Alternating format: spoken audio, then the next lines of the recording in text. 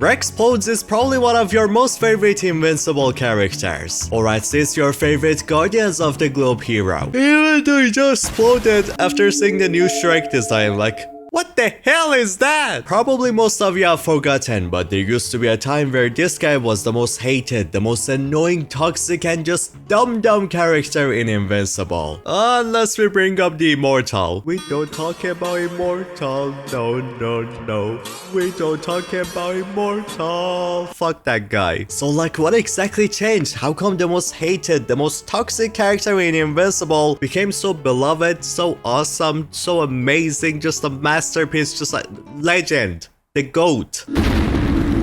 Well, there is a magical thing used within stories and movies that makes watching these things just so much more special. That thing which is character development. Basically, if you want a character to be loved, people actually care about them, maybe like feel attached to them or things like that, or maybe, I don't know, buy Funko Pops for them, like that one. If you don't remember, Rex started as a total rude asshole in this show. He was just like, nobody liked him. Apologies for Rex Splode. He's unbelievably awesome, incorrigible, and rude, and bored of this. His favorite thing to do was making fun of others, especially Invincible. Then my man had the best girlfriend anyone could ever ask for. Anything you could ever dream of, or most of it at least. You would be like, my girlfriend, my love, can you give me some gold? And she's gonna be like, whooshy, there you go. He had the best girlfriend you could ever imagine of. But this dum-dum decided to go for some duplicates, and he got caught cheating with not just 1 or 2 or 3, but 4 duplicates. But pretty much, yeah, just like the cheating alone should remind you like how much of a terrible guy like this Rex used to be in the past of the show. This doesn't mean shit.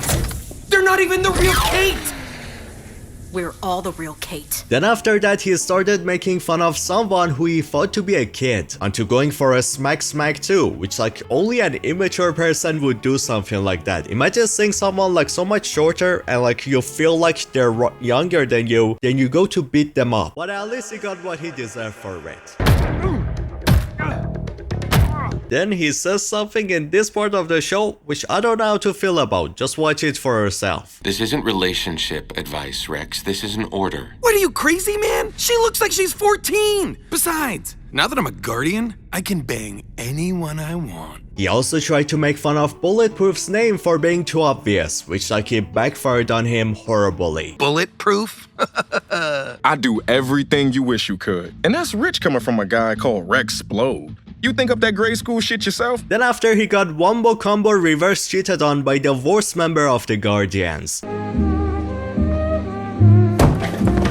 But just guess right now, what do you think his response was to this situation? Did he like feel bad for how he did the same thing in the past? Just watch. Well, you see I did the cheating in the past, so it doesn't really count. But how dare you cheat on me? Shut the fuck up! So after everything we talked about, how much of a horrible person he used to be, how come suddenly all of us, especially me, are just like so in love with this character? We're like our GOAT, our legend. He's just such a nice person. He's so amazing, the best member of the Guardians of the Galaxy. Oh wait, no. How is that like 360 change even possible? Well, something that you gotta remember is the fact that character development alone is not really good. Way more important than that is the way that your character evolves. A good character development is one that feels natural and realistic. Like you could also think of it this way. That guy, everything he went through, I could see someone in real life like going through the exact same things. It kinda feels natural. So what exactly happened to both change Rex Splode and make his development feel actually believable? Simple. If someone got a crazy brain filled with like toxicity, cheating, like insane brain doing horrible things, a lot of like many different terrible things, shoot it. Like grab the brain, throw it into the garbage. There you go, you solved the issue. Fix them. Turns out this whole time the solution was that simple. Right after being shot in the head, Bro got converted into being a wholly good boy. Not being so annoying anymore, actually respecting and caring for the people around him, and just feeling like a genuine friend. And even many times sacrificing things for the sake of the people around him. Bro went from an emo kid into the guy you wish you were friends with. What a legend! But even though funny, the shot in the head to become a good person, that's mostly a joke. There is way more elements that go into this huge character development that Rex got. Getting roasted by Bulletproof and Monster Girl helped a lot break this man's ego, and just make him realize that he needs to act more chill and friendly. Then we got him hearing the reasoning of why Duplicate chose to date Immortal instead. The Immortal's the only person I've ever met who's died as many times as I have.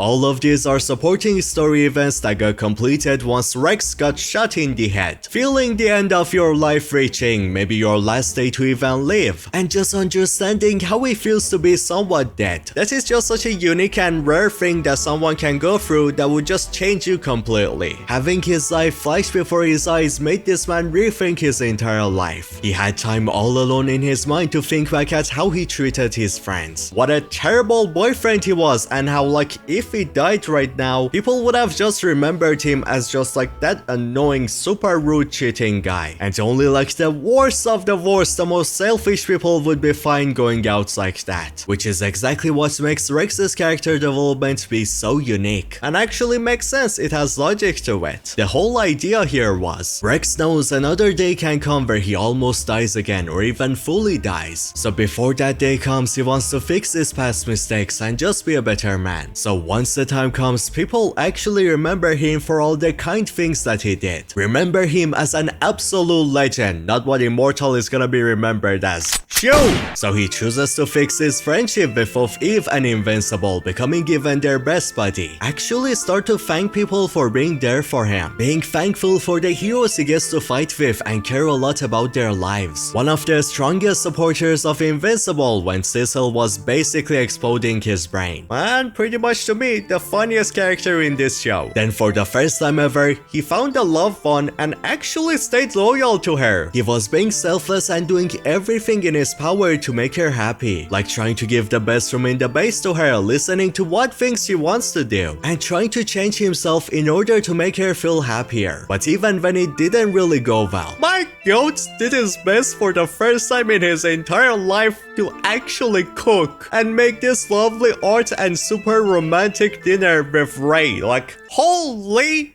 I wish I was this cool. I wish I was like, had this much riz. He also brings up how he was sold to the government as a child to be experimented on, and how he never got to be anything but the hero he has become. That's pretty much the only thing he knows about who he is as a person, which is exactly why he struggles to quit being a hero when Ray asks him to. I actually personally really like this choice. Even when Rex has changed a lot to be a better person and more selfless, he is still true to himself and not just like completely someone else. Understanding his past and what makes him be this way is just such a beautiful way to make a viewer care and love a character. But then that day comes.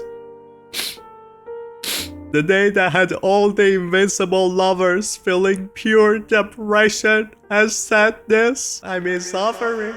Yeah. This is the day that Ray finally quits being a hero and gets a home to live in as a normal person just living a normal life. It's also the day where Rex says, For the first time in my whole miserable life, I'm kind of in a good place. but oh boy, I hate this show so much. I hate a lot of shows and movies so much, but this one, I hate this one more than anything else. Why? They killed him. Right after he's happy, right after he's feeling amazing, right after for the first time in his entire life he's feeling good. While character development is the best thing ever, it's also the worst thing ever. So yeah, in the same episode where we hear Rex finally feels happy in his life, it's also the same episode where the Invincible War happens. Evil Invincible messes everything up, nearly killing everyone, leading into Rex lying to his friends that he has a plan, he's gonna be fine, you guys run away so you're safe too. But it was a lie. And bam, he saved everyone, then with his My entire goddamn skeleton, dickhead. This whole situation happened because Rex rather sacrificed his own life than see his friends die. Watching what happened to Ray and Duplicate was just too much for him, and he just really didn't want to live through something like that again. He chose to put his friends' lives first before his. This is probably the best character development in the show, or just like one of the best. I love this character so much and everything that happens with him. Invincible released at a time of extreme superhero content saturation, where a lot of people even say that superhero fatigue is a thing now. I don't really agree with that. Like, the word superhero fatigue, that's just a made-up idea. You know, I don't think there is superhero fatigue. I think everyone's going to be really interested in storytelling. The only thing that people have fatigue right now for is mid-movies. Yet even at times like this, I would say that Invincible is just as popular as Marvel content. And I would also say that that's for sure because of the story told in the show and the character developments. How could you watch everything that happened to Rex, how he evolved from like a weirdo onto an absolute goat, sacrificing his life for the others? Then after watching that, be like, yeah, I don't know about this. I'm not gonna watch the rest. This is kinda mid. I'm gonna go watch Secret Invasion. Put that shitty ass in!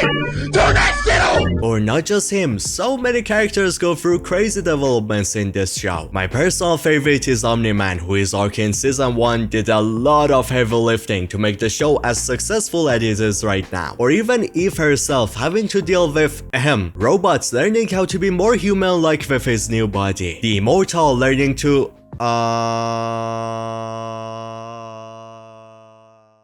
One thing that Invincible takes really seriously is properly developing their characters and make you feel a lot of emotions for them. And that's the exact key to why me and many other people just love watching this show so much. It's also somewhat proof to what I said before. Character development is one of the most important things you need to get right in your story. If you just do shell like somehow Palpatine returned, or I am a clueless man with a kid trying to give me personality, then of course if your character doesn't have actual character development, is just a mess of random unlogical garbage, people are not gonna really enjoy it. Because the main thing that someone attaches to or remembers from a story, that's the journey a character goes through and their evolution. So Splode is an absolute goat, one of the most well-developed characters ever, and Invincible is just such a banger. Then if you agree with the things I said in this video, then maybe subscribe, and after subscribing, check out this video right here. I talk about the Omni-Man, if he deserves to live after all of the crazy things he did, or if he deserves forgiveness and kinda start doing good things. Go watch it right now.